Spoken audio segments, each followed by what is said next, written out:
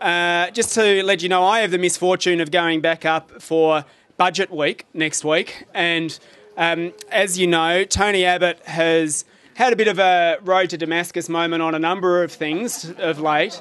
He's found the word fairness in the dictionary and has promised to implement it in the budget. One thing they still haven't done yet, though, is promise to put and restore federal money for public transport in the budget. And we've got an opportunity to push hard for that over the next few weeks. And our Green Senator for Victoria, Janet Rice, has launched a campaign, stillwaiting.com.au, to pressure the government to put that money back into public transport. It's one of the few countries I think we're the only Commonwealth country that doesn't spend Commonwealth money on public transport, and it's an absolute shame.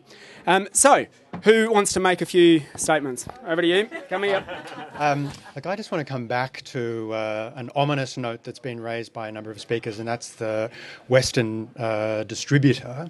And it's probably not the occasion to go into detail, and there isn't much detail to go into.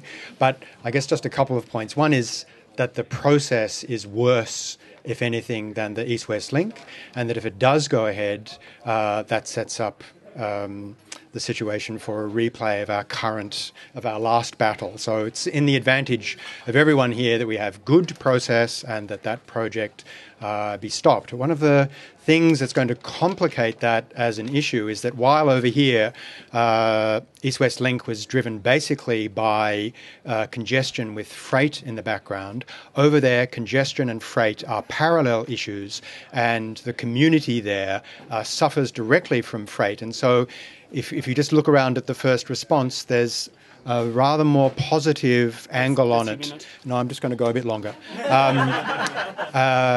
There's more. There's a kind of hump that the community over there is going to have to go over to resist it. So on May the 24th, Public Transport Not Traffic is organising a walking tour along areas in the west that will be affected, and it's meeting at the corner of Somerville Road and Whitehall Street, near the food trucks. You'll be able to find information about it on the Public Transport Not Traffic website. So I just, if you are, we all are committed against East-West Link, but if you're interested in going further and following through on this sort of budding off the idea of the second half, then I invite you to come along and go for that walk and just see, what the situation is over there. Well, we don't have enough information for a start. This project's really been dropped on us like a bombshell, which is